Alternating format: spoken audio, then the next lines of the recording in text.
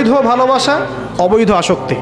এখন এই অবৈধ আসক্তিগুলোর মধ্যে একটা হচ্ছে হারাম মেয়েদের প্রতি ভালোবাসা, যেটা এখন এই মুসলিম সমাজের মহামারী বলা যায়। অন্য পয়েন্টসগুলো আজকে আমি বলার সময় পাচ্ছি না, এগুলো নিয়ে অনেকদিন বলেওছি, ইনশাল্লাহ আগামীতে বলবো। দুনিয়া, মাদক, অন্যান্য বিষয়গুলো পরে টাচ করবো ইনশাল্লাহ।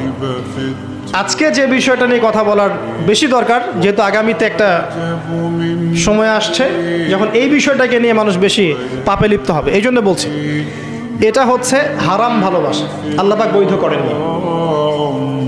এমনকি কথা বলার সময় আল্লাহ পাক বলেছেন একজন গায়রে মাহরাম মেয়ে যেন পর্দার আড়াল থেকে কথা বলে, কিছু চাইতে হলে যেন পর্দার আড়াল থেকে চায় এবং গলার ভয়েসটা যেন কর্কশ হয়। আল্লাহর লিমিটেশনগুলো দেখেন আর বাস্তবতা দেখেন। আল্লাহ পাকের লিমিটেশন হচ্ছে এরকম যে একজন মেয়ে যে আমার স্ত্রী নয়, তার সাথে আপনি ফোনে কথা বলতে পারবেন না, প্রেমালাপ করতে পারবেন না, আপনি তার দিকে কামনার দৃষ্টিতে তাকাতে পারবেন না, আপনি তাকে স্পর্শ করতে পারবেন না, তার সাথে নির্জনে কোথাও সময় কাটাতে পারবেন না। আল্লাহর বাইন্ডিংসগুলো দেখেন। একজন নারীর সাথে ফোনে কথা বললেই কিন্তু সেক্সুয়াল সম্পর্ক হয় না, হয়। একজন গায়রে মাহরাম মেয়ের সাথে যদি আপনি বসে কফি খান তাহলে কিন্তু যৌন সম্পর্ক স্থাপিত হয়নি, এখন হয়। তারপরেও আল্লাহ রাব্বুল আলামিন বলছেন ওয়ালা তাকরাবু জিনা, এটার নাম আল্লাহ দিয়েছেন জিনা, আর বলছেন করো না এমনটা নয়, বরং ধার কাছেও যেও না। মানে একটা সীমারেখা দেয়া আছে, একটা মাঠ, এর চারপাশে একটা বাউন্ডারি দেওয়া আছে, বাউন্ডারি পর্যন্ত।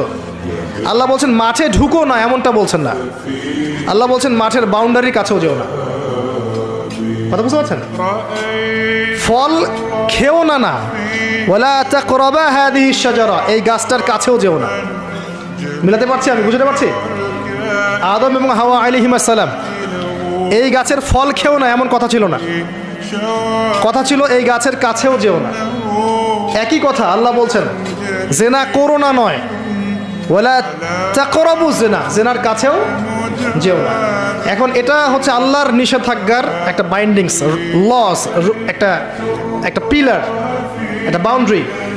আর আপনি বাস্তবতা দেখবেন ভিন্ন, যে গায়রে মাহরাম ছেলে মেয়ে এরা অ্যাডাল্ট, এদের যৌন চাহিদা আছে, সেক্সুয়াল চাহিদা আছে, একে অপরের সাথে কোনো মাহরামের সম্পর্ক নাই। এরা পড়াশোনার নামেই হোক, চাকরি বাকরির নামেই হোক, ভ্যালেন্টাইন্সের নামেই হোক, যে কোনো নামেই হোক, এরা একে অপরের সাথে মিলেমিশে একাকার। এরা কথা বলছে, কথা বলার পরে আরও কাছে যাচ্ছে, ভালোবাসার প্রণয় বিনিময় করছে, এক পর্যায়ে কফি খাচ্ছে, ডেটিংয়ে যাচ্ছে, ঘুরছে ফিরছে, এই করতে করতে করতে এক পর্যায়ে তারা হারাম জেনায়ও লিপ্ত হয়ে গেল, বিছানায় চলে গেল। এই সম্পর্কের পর দেখা যায় সম্পর্ক ব্রেকআপ, শেষ। এবং এই ঘটনাগুলোর নাম দিচ্ছি আমরা কাছে আসার গল্প। কার কাছে? যার কাছে আল্লাহ যেতেও নিষেধ করেছেন, ওয়ালা তাকরাবু জিনা। আর আমরা বলছি না, কাছে আসারই গল্প। কাছে আসার গল্প হতে পারে মায়ের সাথে, মায়ের কাছে আসার গল্প হতে পারে, স্ত্রীর কাছে আসার গল্প হতে পারে, আমার সন্তানের কাছে আসার গল্প হতে পারে, দেশের কাছে আসার গল্প হতে পারে। কিন্তু হারাম জেনার কাছে আসার কোনো গল্প হতে পারে না। কি হতে পারে? জাহান্নামের উপন্যাস হতে পারে। কি হতে পারে? জাহান্নামের আমল নামার একটা উপন্যাস হতে পারে। উপন্যাস বোঝেন না? আল্লাহ পাক এই যে কিয়ামতের মাঠে আমল নামা ছুঁড়ে দিবেন, ছুঁড়ে দিয়ে আমল নামায় ঘুরতে থাকবে, কারো ডান হাতে কারো বাম হাতে। যার হাতে আমল নামা আসুক না কেন, যে হাতে আসুক না কেন, আল্লাহ পাক সবাইকে একটা কথা বলবেন, ইকরা কিতাবাক, তুমি তোমার কিতাব পড়ো, কাফা বিনাফসিকা আল-ইয়াওমা আলাইকা হাসিবা, আজকে তুমি তোমার হিসাব নেওয়ার জন্য যথেষ্ট। আমরা সবাই একটা করে উপন্যাস লিখছি, আমরা সবাই একটা করে উপন্যাস লিখছি আমল নামার, আমাদের কাজের মধ্য দিয়ে। আর এর চেয়ে ভয়ঙ্কর বিষয়টা হচ্ছে এই উপন্যাসটা আপনাকে পড়তে বলা হবে সবার সামনে। আমার কথা মনে বোঝা যায় না? আমরা একটা গল্প লিখছি আমল নামায়, উপন্যাস লিখছি, যার একটা মোমেন্ট বাদ যাচ্ছে না। এই যে এখন আমরা বসে আছি, এটা আপনার উপন্যাসে উঠে গেছে, আমল নামে উঠে গেছে। মাফ করবেন যদি কালকে আবার দেখেন যে আমল নামাকে উপন্যাস বলে যা ব্যাখ্যা করলাম তোহা।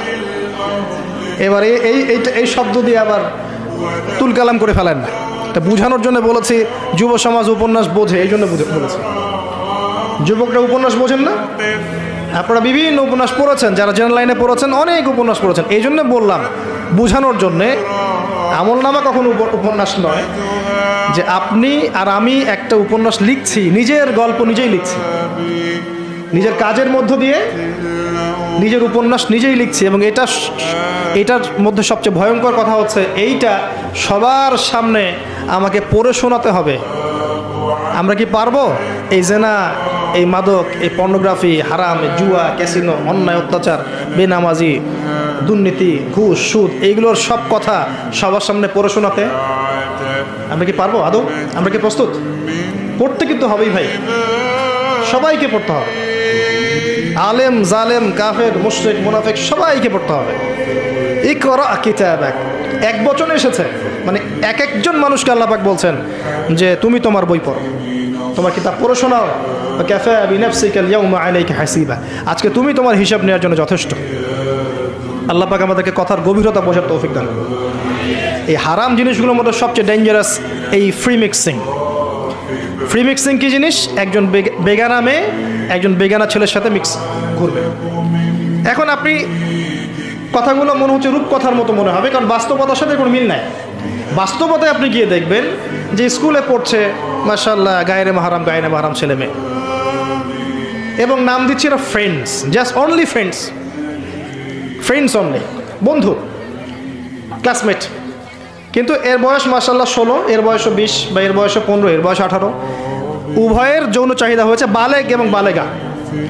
এই বয়সে আসার আরও 5-6 বছর আগে সে বালেগা হয়ে গেছে, এবং তারা কিন্তু আলাদা আলাদা সেকশনে পড়ছে না। এমন যদি হতো মেয়েদের আলাদা স্কুল, মেয়ে টিচার, মেয়েরা পড়ছে, কোনো সমস্যা নেই, টোটালি বৈধ এবং সুন্দর, ভালো সিস্টেম। ছেলেদের আলাদা স্কুল কলেজ, ছেলেরা আলাদা পড়ছে, আলাদা, কোনো সমস্যা নেই। সমস্যা কোথায়? যখন এক ছাদের নিচে আমি সবাইকে বসিয়ে দিয়েছি এবং এরা একে অপরের সাথে মিক্স করছে। মিক্স, যেখানে আল্লাহ বলছেন কাছেও যেও না, এরা কথা বলছে, নোট টেক চেঞ্জ করছে, একে অপরের সাথে গ্রুপ স্টাডি করছে, কফি খাচ্ছে, দেখা সাক্ষাৎ করছে, ডেটিং করছে, একে অপরের সাথে যৌন মিলনও করছে, একে অপরের সাথে বসে পর্ন দেখছে, যৌন মিলন করছে, সেক্সুয়াল সম্পর্ক স্থাপন করেছে, এবং মানুষ বুঝাচ্ছে এদেরকে এই সম্পর্কটা বৈধ, ভালো সম্পর্কটা পবিত্র, পরে বিয়ে করে নিলে হয়ে গেল। এই হচ্ছে এটা বাস্তবতা। বাস্তবতার সাথে ওয়ালা তাকরাবু জিনা আয়াতের কোনো মিল আছে? বাস্তবতা এক জায়গায়, কোরআন এক জায়গায়, এরপরে দাবি করছি আমরা মুসলিম।